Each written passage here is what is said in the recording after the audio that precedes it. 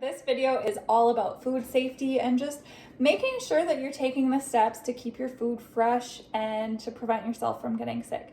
So number one thing with fresh produce, you want to make sure you are washing your produce. It's so important. First of all, it's gonna get rid of any dirt from any of the produce from the ground, which you don't want to eat dirt. I used to think, oh, it's not a big deal. Little dirt never hurt anybody, but it's beyond just the dirt. First of all, you don't want to eat dirt, but even if you don't mind eating dirt, it's beyond that. There's all kinds of bacteria on produce. There's pesticides that get sprayed on them. There's just a lot of really bad things that you can't see that you need to wash off.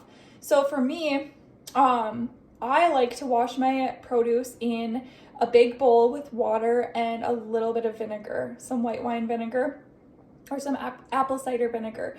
That'll really help get your produce as clean as possible. So that is what I suggest doing.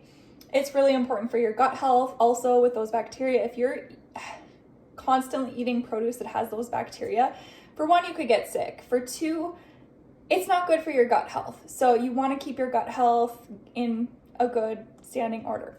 Also, number two, you want to make sure you're washing your hands properly. And believe it or not, there are so many people who are not washing their hands properly. And with that, back to the produce, you also want to wash it because all of the grocery store employees who have touched your produce or the store, people in the store have touched it. Who knows what they're doing before they touch your produce? And then if you come home and eat that, that's not good. You need to make sure you're washing your produce. It's so important. Don't be lazy. Just throw it in the sink in a bowl of water. When you get home, that's what I like to do right when I come from the grocery store. I put a big bowl of water, put all my fresh fruits in one and my fresh vegetables in another, splash a little apple cider vinegar and kind of scrub it around. Let really clean it up. Also, back to hand washing. So you want to wash your hands for 20 seconds. First of all, you get your hands wet.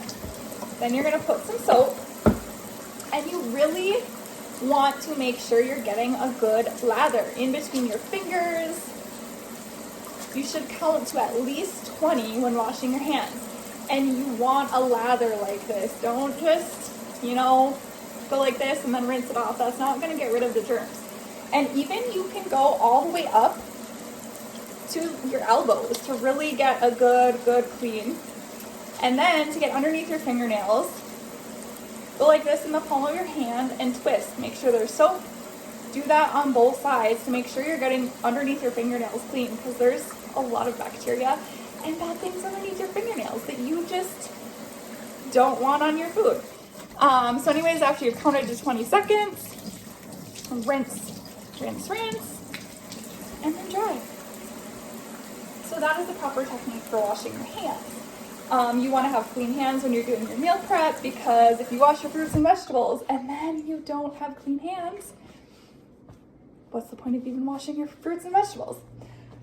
All right, so let's talk storing your food. There are a few different ways of storing food that I recommend.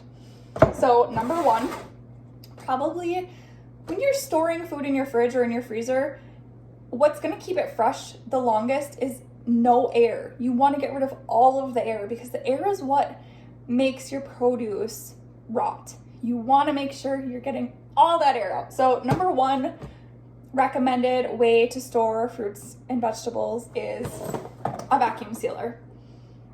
This can be more spendy because you have to pay for the bags and all of that. So for me, the only time I really use my vacuum sealer, because the bags can be pretty expensive, if I'm making smoked salmon or some meat that I want to throw in the freezer, I'm going to use my vacuum sealer to store that. Same thing with like avocados or something like that where I don't want it to brown. I'll use my vacuum sealer for that. Next thing that I recommend, mason jars. With the lids, this will really keep the air out. That's a great way to store fresh fruits and vegetables. However, one tip I have for you guys, if you're going to put like salad and stuff in here, or vegetables, one great thing to do, because you want to get the air out and the moisture out. Put your food in here and then put a little piece of paper towel and cover it. That's going to help keep it fresh for a very long time compared to if you just put it in a bowl or Tupperware container. So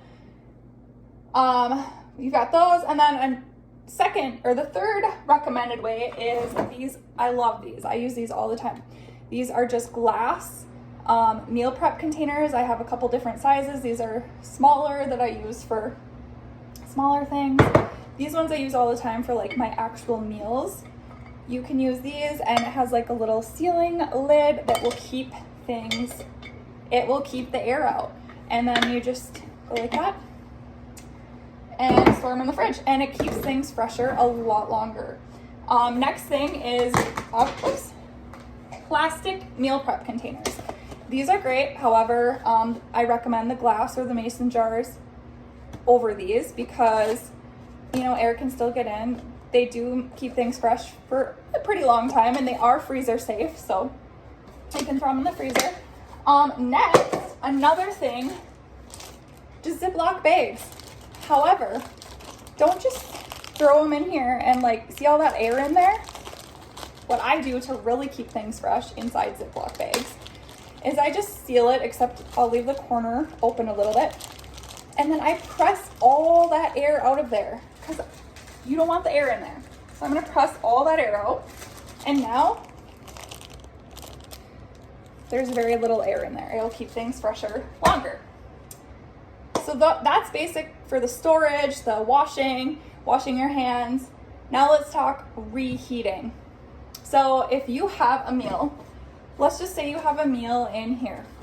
Actually, I'll grab one of my real meal preps and show you. So I have this teriyaki chicken. So I'm gonna open it up. There's a sauce container in there.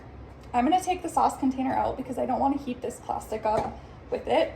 And you can either dump out the sauce and pour it on if you want your sauce hot, which for this one, I would recommend dumping out the sauce because it's teriyaki sauce. I want that with my meal heated up.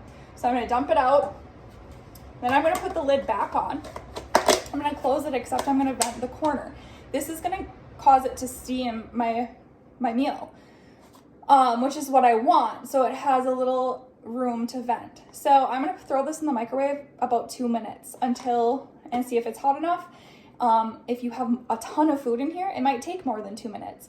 If it's a smaller meal, 2 minutes is probably fine, but I'd say start with 2 minutes and add every 30 seconds or another minute until it's as hot as you want it.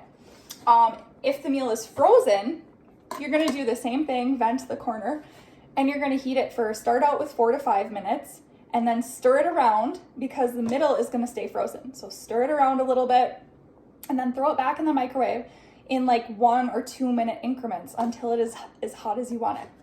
So that's all I've got for food safety, food storage, washing your hands, washing your vegetables. All of it's very important. So anyways, that's all I've got.